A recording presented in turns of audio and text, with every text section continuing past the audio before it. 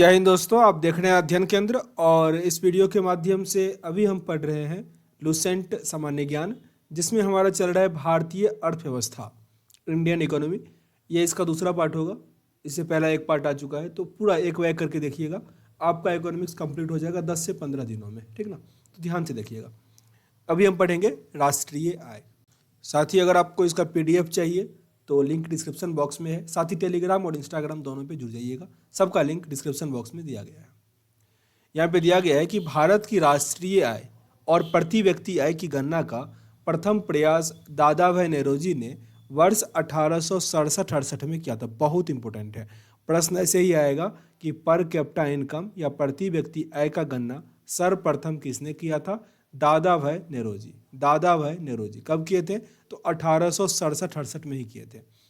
नौरोजी के आकलन के अनुसार वर्ष 1868 में प्रति व्यक्ति आय 20 रुपया था। एफ सिर्राफ ने वर्ष 1911 में प्रति व्यक्ति आय 49 रुपया बताया। स्वतंत्रता प्राप्ति के पूर्व इस दिशा में प्रथम आधिकारिक प्रयास वाणिज्य मंत्री आर्थिक सलाहकार कार्यालय द्वारा किया गया। सबसे पहले ये किसने किया था? वाणिज्य मंत्रालय ने किया था। वर्ष 1949 ईस्वी में भारत सरकार द्वारा नियुक्त राष्ट्रीय आय समिति का अध्यक्ष पीसी महालनोबिस थे। ये दूसरा जो पंचवर्षीय योजना हुआ उसके ये मॉडल कार्ड भी थे। आगे पढ़ेंगे सब कुछ, पर इस सेंटेंस को फिर से रिपीट करते हैं कि भारत सरकार द्वारा नियुक्त राष्ट्रीय आय समिति के अध्यक्ष 1949 ईस्वी में कौन थे?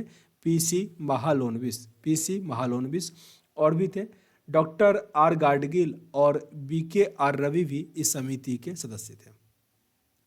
किसी भी अर्थव्यवस्था में एक वर्ष के दौरान उत्पादित अंतिम वस्तु, जिसको फाइनल गुड्स कहते हैं, तथा सेवाओं का मूल्य राष्ट्रीय आय होता है। भारत की राष्ट्रीय आय के आंकड़े वित्त वर्ष 1 अप्रैल से 31 मार्च पर आधारित होता है। जब से हमारा वित्त वर्ष शुरू होता है 1 अप्रैल से 31 मार्च।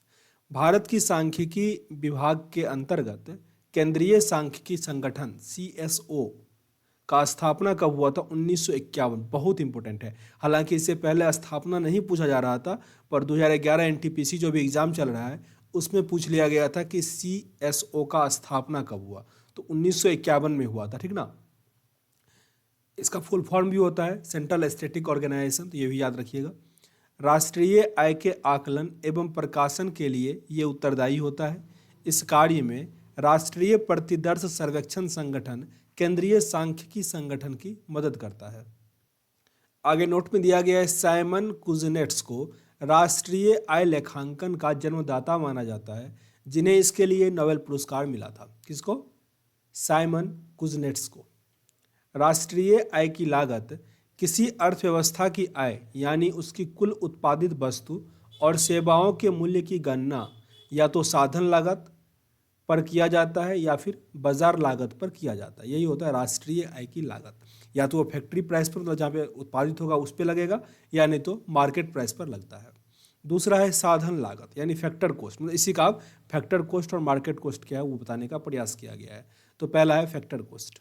यह मूल्यतः निवेश की नई लागत होती है जिसे उत्पादक उत्पादन प्रक्रिया के दौरान लगाता है। जैसे कि नाम से ही क्लियर था कि फैक्टर, जिसको हम उत्पादित करने में, जिसको बनाने में जितना लागत लगेगा उसे ही हम क्या कहते हैं? साधन लागत कहते हैं। जैसे कि पूंजी की लागत, ऋणों पर ब्याज, कच्चा माल, श्रम, किराया, बिजली आदि। ये सब क्या हो गया? उत्पादित लागत या साधन लागत हुआ। अर्थात किसी वस्तु या सेवा के उत्पादन में उपभोग या प्रयुक्त उत्पादक कारकों के संपूर्ण मूल्य को साधन लागत कहा जाता है। इन वस्तुओं एवं सेवाओं के उत्पादन के दौरान इन कारकों के लागत का आकलन किया जाता है। बाद में इस वस्तु या सेवा का मूल्य निर्धारण किया जाता है। समझो, साधन लागत जो होगा उस पर अपना जिसको जो प्रॉफिट लेना होगा वो लगाएगा, और वही क्या हो जाता है? बाजार लागत यानी मार्केट प्राइस हो जाता है। आगे हालांकि मार्केट प्राइस दिया गया है। नोट में यहाँ पे लिखा गया है साधन लागत में सरकार को भुगतान किए गए कर को शामिल नहीं किया जाता है। Very important. साधक लागत जो होता है उसमें टैक्स को काउंट नहीं किया जाता है, क्योंकि यह प्रत्यक्ष तौर पर उत्पादन प्रक्रिया में शामिल नहीं होता, परंतु कोई अनुदान जैसे सब्सिडीज प्राप्त की जाती है तो उसे साधन लागत में शामिल किया जाता है। वेरी इंपॉर्टेंट है ये, याद रखिएगा कि साधन लागत में जो सरकार को टैक्स दिया जाएगा वो उसमें इंक्लूड नहीं होता है। आगे हमारा है बाजार लागत यानी मार्केट प्राइस।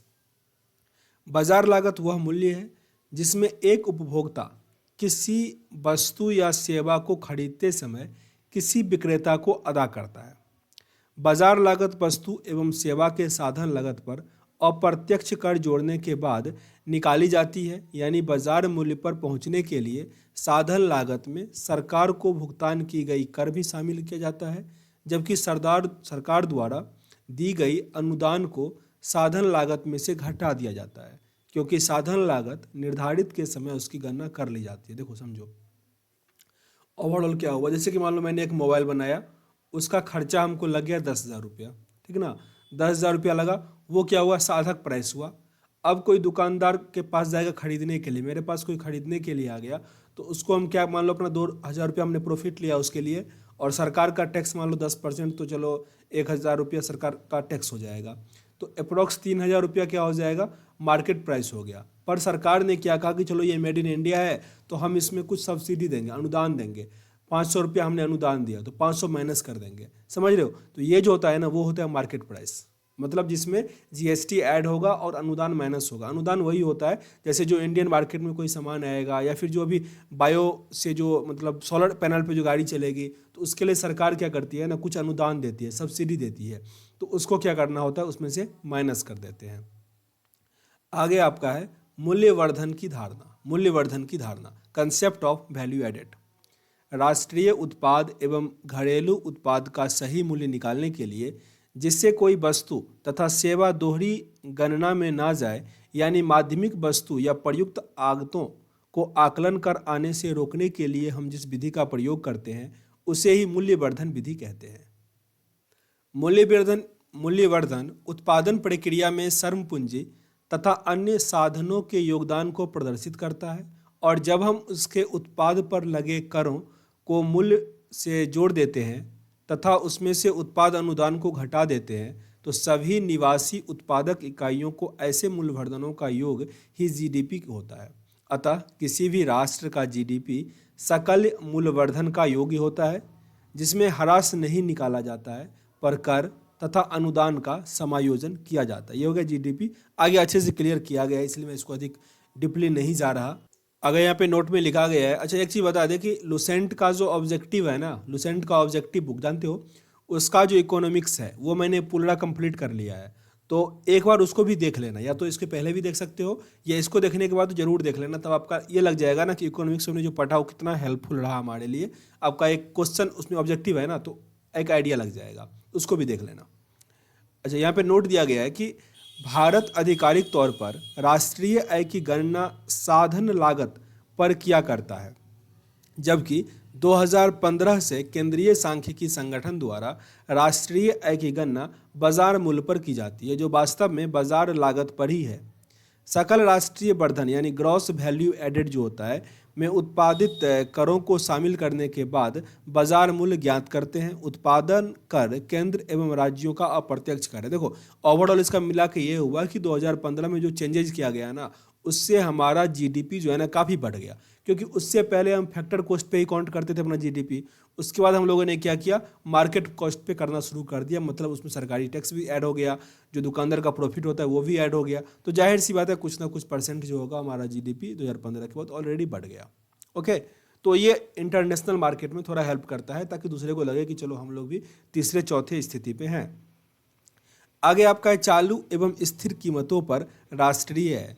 चालू एवं स्थिर कीमतों पर राष्ट्रीय है दिया गया national income at current and constant price. देखो यहाँ पे ना ऊपर जो हमने पढ़े ना, उसमें से आपको जो प्रेजेंट गवर्नमेंट है उसका एक चीज़ आपको समझ में आया होगा। इन्होंने कहा कि हम जीडीपी को बढ़ा दिए, ये कर दिए, देश की तरक्की कर दिए, पर रियलिटी समझ में आया ना कि हमने पहले जो था हम लोग उस किस पे करते थे, फैक्ट्री प्राइस पे करते थे, फैक्टर प्राइस पे। अब हम मार्केट प्राइस पे उसको काउंट कर रहे हैं, तो जाहिर सी बात है हमारी इनकम अधिक शो होगी, पर रियलिटी में वो बढ़ा नहीं है, ठीक ना, वो बस कागजी पे है। ओके, आगे देखो, चालू एवं स्थिर कीमतों पर राष्ट्रीय है national income at current and constant price. चालू कीमतों पर राष्ट्रीय है जब राष्ट्रीय आय को प्रचलित बाजार मूल्यों पर मापा जाता है तो उसे चालू कीमतों पर राष्ट्रीय आय कहते हैं। चालू कीमतों पर राष्ट्रीय आय को मौद्रिक आय भी कहते हैं। फिर से रिपीट कर लो इसको। जब राष्ट्रीय आय को प्रचलित बाजार मूल्यों पर मापा जाता है तो उसे चालू कीमतों पर राष्ट्रीय आय कहते हैं। चालू कीमतों पर राष्ट्रीय आय को मौद्रिक आय भी कहते हैं। दूसरा पॉइंट है कि स्थिर कीमतों पर राष्ट्रीय आय। स्थिर कीमतों पर राष्ट्रीय आय। स्थिर कीमत पर राष्ट्रीय आय से अभिप्राय एक लेखा वर्ष के दौरान एक राष्ट्र के समान नागरिक द्वारा उत्पादित समस्त अंतिम वस्तु एक सेवा एवं सेवाओं। देखो जहाँ भी अंतिम वस्तु लिखा है ना, इसका मतलब हुआ कि एक साल में आपने कितना वस्तु उत्पादित किया वो सब, तो वो हुआ अंतिम वस्तु, ठीक ना। तो अंतिम वस्तु एवं सेवाओं में उस मौद्रिक रूप से जिसे किसी आधार वर्ष के मूल्यों पर मापा जाता है उसे वास्तविक राष्ट्रीय आय कहा जाता है। किसी देश की आर्थिक विकास का सही सूचक स्थिर कीमत पर राष्ट्रीय आय ही होता है। ये सेंटेंस आपके लिए काफ़ी इंपॉर्टेंट है कि किसी देश का आर्थिक विकास का सही सूचक किस पे होता है, तो स्थिर कीमत पर राष्ट्रीय आय। साथ ही अगर यहाँ पे लिखा रहेगा पर कैपिटा इनकम तो वो उससे अच्छा होगा कि प्रति व्यक्ति आय कितना है, वो सबसे अच्छा होता है, आर्थिक विकास को मापने का मापदंड होता है। नोट में दिया गया प्रचलित बाजार मूल्यों पर प्रति व्यक्ति आय से भी मुद्रास्फीति में वृद्धि दर घटाने पर स्थिर मूल्यों पर प्रति व्यक्ति आय प्राप्त होती है। अर्थात प्रचलित मूल्यों पर प्रति व्यक्ति आय की वृद्धि दर एवं मूल्य स्थिर कीमत पर प्रति व्यक्ति आय में वृद्धि दर के मूल्य की अपेक्षा अधिक होगा तथा यह अंतर मुद्रास्फीति की दर के मूल्य के बराबर होगा।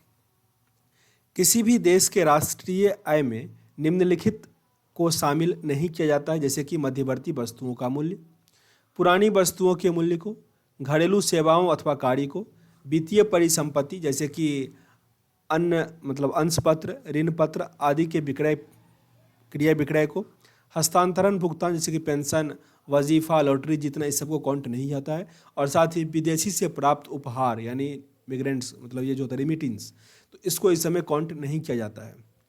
राष्ट्रीय आय की गणना के लिए उत्पाद पद्धति और आय पद्धति दोनों का सहारा लिया जाता है।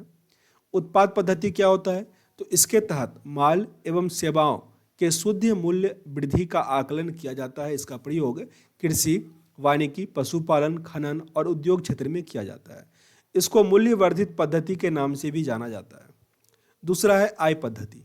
इसके अंतर्गत उत्पादन के घटकों के लिए किए गए भुगतानों का योग किया जाता है और इसका प्रयोग वाहनों, प्रशासन और व्यापार जैसे सेवा प्रदाता की जीडीपी का आकलन करने के लिए करते हैं, मेनली सेवा के सेक्टर में।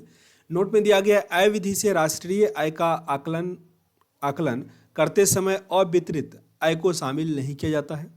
राष्ट्रीय आय की विभिन्न अवधारणा तथा उसके बीच संबंध क्या है, तो उसकी दो अवधारणाएं हैं। पहला तो है घरेलू उत्पाद यानी डोमेस्टिक प्रोडक्ट और दूसरा है नेशनल प्रोडक्ट यानी राष्ट्रीय उत्पाद। पहला है घरेलू उत्पाद। किसी देश की आर्थिक सीमा में स्थित निवासियों तथा गैर निवासियों द्वारा अर्जित आय को घरेलू उत्पाद कहते हैं। फिर से रिपीट कर लो। किसी देश की आर्थिक सीमा में स्थित निवासियों तथा घरेलू निवासियों द्वारा अर्जित आय को हम क्या कहेंगे, घरेलू उत्पाद कहेंगे। घरेलू उत्पाद बराबर घरेलू आय में निवासियों का हिस्सा प्लस गैर निवासियों का हिस्सा, दोनों को ऐड कर देंगे। राष्ट्रीय उत्पाद में क्या होगा, किसी देश की आर्थिक सीमा के भीतर तथा बाहरी निवासियों द्वारा अर्जित आय को राष्ट्रीय उत्पाद या सकल राष्ट्रीय उत्पाद कहते हैं। राष्ट्रीय उत्पाद बराबर है घरेलू आय जो होगा उसमें से हम क्या करेंगे, शेष विशेष से भुगतान गई साधन को माइनस करेंगे और फिर उसमें शेष विश्व से प्राप्त जो रिमिटेंस आय होता है उसको ऐड करेंगे और फिर जो हम इन्वेस्ट करते हैं शेष विश्व से निवल प्राप्ति उसको हम उसमें से माइनस कर देते हैं, तो हमारा निकलता है राष्ट्रीय उत्पाद। सिंपल समझो, जो भी इनकम आया ना उसको एक तरफ जोड़ते हैं और जो माइनस हुआ ना उसको एक तरफ कर देते हैं और सॉल्व करते हैं, फिर निकलता है हमारा राष्ट्रीय उत्पाद। आगे बॉक्स में दिया गया है जब भी किसी कारण किसी धारणा के साथ सकल जुड़ा हो तो इसका मतलब यह होता है कि स्थिर पूंजी उपभोग या ह्रास को घटाया नहीं गया है। जब हम सकल धारणा में से स्थिर पूंजी के उपभोग या ह्रास के मूल्य को घटा देते हैं तो हमें निवल या शुद्ध प्राप्त होता है। अगर निवासी रेसिडेंट, निवासी की धारणा एक आर्थिक धारणा है, राजनीतिक नहीं। यह आवश्यक नहीं है कि निवासी उस देश के नागरिक भी हो। एक निवासी वह व्यक्ति है जिसके आर्थिक हित का केंद्र बिंदु वह आर्थिक या घरेलू क्षेत्र होता है जिसके संबंध में हम खास बात कर रहे हैं। राष्ट्रीय आय की दो धारणाएं घरेलू उत्पाद और राष्ट्रीय उत्पाद के अतिरिक्त से सभी धारणाएं इन्हीं का प्रतिरूप है या इन्हीं पर आधारित होता है। राष्ट्रीय आय से संबंधित विभिन्न धारणाओं को निम्न रूप से व्यक्त कर सकते हैं। अब आया जीडीपी, सकल घरेलू उत्पाद जिसे कहते हैं, ग्रॉस डोमेस्टिक प्रोडक्ट। किसी देश की घरेलू सीमा के भीतर स्थित निवासी उत्पादक तथा गैर निवासी उत्पादक इकाई द्वारा एक वर्ष में उत्पादित सभी वस्तुओं और सेवाओं की अंतिम मौद्रिक मूल्य सकल घरेलू उत्पाद होता है। मतलब समझ गया ना, एक देश के अंदर एक वर्ष में जो भी वस्तु सेवा होगा एक साल का पूरा, यानी अंतिम मौद्रिक मूल्य, उसी को ही हम क्या कहते हैं, सकल घरेलू उत्पाद कहते हैं। दूसरे शब्दों में हम कह सकते हैं कि एक लेखा वर्ष में एक देश की घरेलू सीमा में सभी उद्यमी, चाहे वो निवासी हो या निवासी नहीं हो, मतलब विदेश का आदमी यहाँ पे रह रहा हो, सकल मूल्य वृद्धि और सकल घरेलू उत्पाद कहा जाएगा। इसका आकलन राष्ट्रीय और निजी उपभोग, सकल निवेश, सरकारी एवं व्यापार शेष के योगफल द्वारा निकाला जाता है। नोट में दिया गया है कि किसी देश की आर्थिक वृद्धि की सार्वजनिक उपयुक्त माप सकल घरेलू उत्पाद होता है। देखो यहाँ पे हम इस वीडियो को आगे नहीं बढ़ाएंगे क्योंकि इससे पहले जो था ना वो थोड़ा बोरिंग कंसेप्ट था, तो बहुत लोग उसको देखे नहीं होंगे, बंद कर दिए होंगे, ठीक ना। और ये जीडीपी अगर उनको छूट जाएगा तो एग्जाम में दिक्कत हो जाएगा, तो इसीलिए इसको हम अगले वीडियो में कवर करेंगे, सबका सोचना पड़ेगा ना। तो यहाँ से जो है ना प्रश्न काफ़ी अधिक बनेंगे इससे आगे वाले चैप्टर से। तो यहाँ हम वीडियो को एंड करते हैं। सेशन अगर अच्छा लगा हो तो लाइक और शेयर जरूर कीजिएगा, ठीक ना। और रिक्वेस्ट करेंगे जो वीडियो पूरा देखें उनको बहुत बहुत धन्यवाद। वीडियो को, हर वीडियो को ना पूरा देखिएगा, क्योंकि कोई आपको लगेगा इंपॉर्टेंट नहीं है, पर हमेशा ऐसा नहीं होता है। बीच में कोई ऐसा टॉपिक आ जाएगा ना जो बहुत इंपॉर्टेंट होता है, तो कई सारे प्रश्न आते हैं।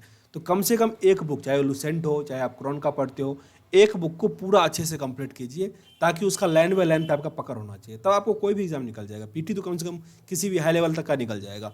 चलो यहाँ अधिक ज्ञान नहीं देंगे, वीडियो को एंड करते हैं, मिलते हैं नेक्स्ट वीडियो में, तब तक के लिए जय हिंद।